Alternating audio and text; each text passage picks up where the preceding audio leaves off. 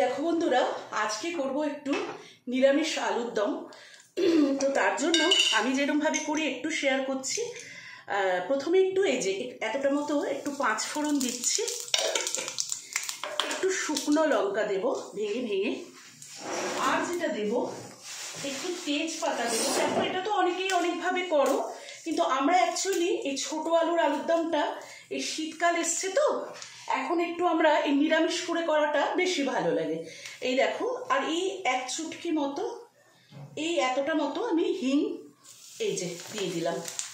এইবারে যেটা আমি করব, এই দেখো আলুটা কিন্তু আমি অলরেডি এই যে সেদ্ধ করে সকালবেলা খোসা ছাড়িয়ে রেখে দিয়েছি। কেমন, এইবারে আমি আলুটা একটু স্লাইস ভেজে নেব। কেউ কেউ অনেকেই দেখি যে আলু ভাজে না, কিন্তু আমি প্রেফার করি যে একটু ভেজে নিলে কিন্তু মন্দ হয় না, একটু ভেজে নিলে ভালোই লাগে। তো দেখো আলুটা প্রথমে আমি একটু ভেজে নেব, ভেজে নিয়ে আর ভাজার সময় আমি একটু কিন্তু নুন চিনি দেব, যেটা আমি সব সময়ই করে থাকি।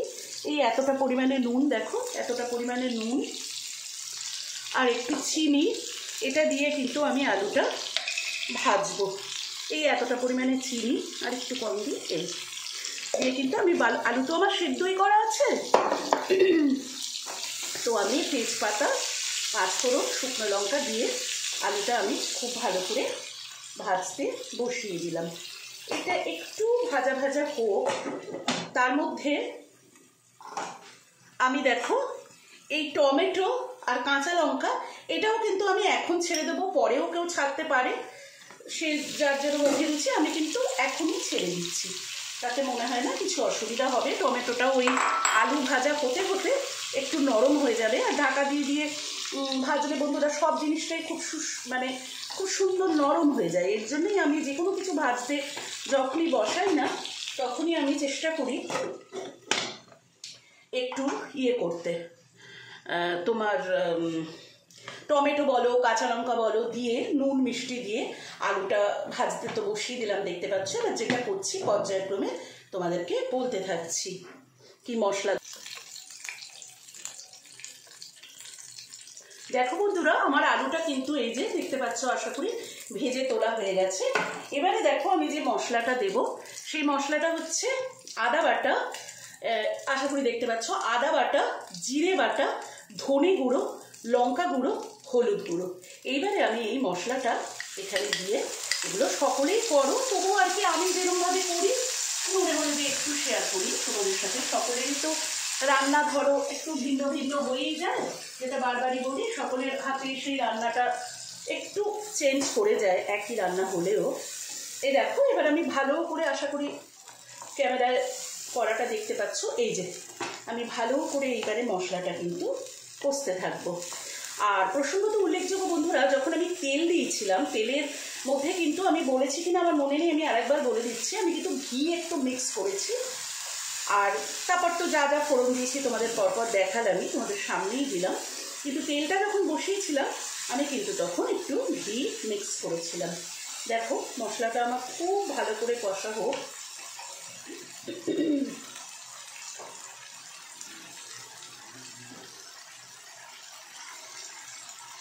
দেখো বন্ধুরা, মশলাটার থেকে কিন্তু আমার এই যে আশা করি দেখতে পাচ্ছ তেল অলরেডি ছাড়তে শুরু করে দিয়েছে।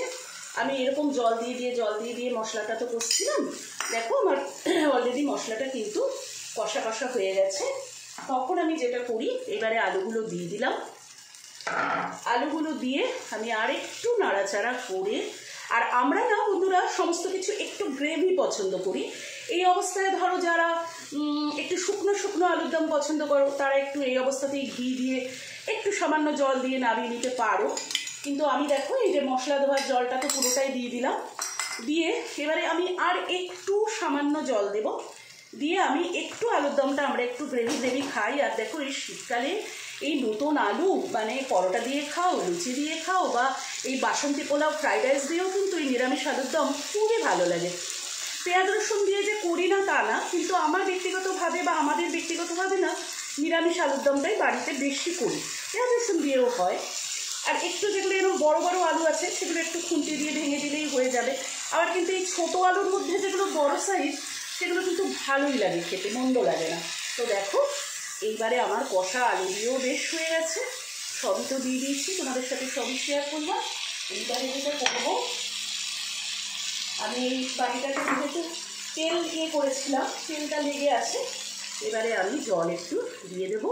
আর ওই যে বললাম আমরা একটু গ্রেভি ছাড়া পছন্দ করি, মানে একটু গ্রেভি গ্রেভি থাকবে এরকম পছন্দ করি, যার জন্য কিন্তু আমি একটু ঝোল মানে আর একটু জল দেব। দেখো আর একটু জল দিয়ে এটাকে আমার ফোটালে একটু ফোটাবো সামান্য, ফুটিয়ে যেটা করব আমি 1 চামচ ঘি দেব। কেউ গরম মশলা দিলে তো দিতেই পারো, কিন্তু যেহেতু আমি হিং দিয়েছি, হিং দিলে সাধারণত সেই রান্নায় আমি ধনেপাতা বা গরম মশলাটা দিই না। এবারে এই দেখো রান্নাটা তো যে যার নিজেদের অভিরুচি, যে যেরকম চাও, কেউ ধনেপাতা দেয়, কেউ গরম মশলা দেয়। আমি কিন্তু এর মধ্যে কোনো রকম গরম মশলা বা ধনেপাতা এটাতে দেবো না, যেহেতু আমার এটা ঘি আর হিঙের বেস করেই জিনিসটা আমি করছি। এই দেখো এই মোটামুটি আমার আলুর দম রেডি হয়েই গেছে। এটা আরেকটু শুকোবো, সেই অবধি আর ক্যামেরাটা আমি অন রাখছি না। এটা জাস্ট আরেকটু টানলেই কিন্তু আমি যেটা করব, আমি একটু ওপর থেকে ঘি ছড়াবো, ছড়ালেই কিন্তু আজকে আমার রেডি হয়ে যাবে শীতকালের গরমা গরম নতুন আলুর দম, নতুন আলুর দম। এবারে এটা তোমরা পরোটা দিয়ে খাও, লুচি দিয়ে খাও, পোলাও দিয়ে খাও, যার যেরকম খুশি। আমি ঠিক এইভাবে করি, তা মনে হলো তোমাদের সাথে একটু শেয়ার করি। তো চলো আজকে ভিডিওটা রাখি, আর দেখানোর কিছুই নেই। আরেকটু এই দেখো টকবক করে ফুটছে, আরেকটু টানাবো, টানালেই কিন্তু আমার ঘি দিলেই রেডি হয়ে যাবে আজকে নতুন ছোট আলুর দম। তাহলে এখানে ভিডিওটা রাখি, টাটা বাই।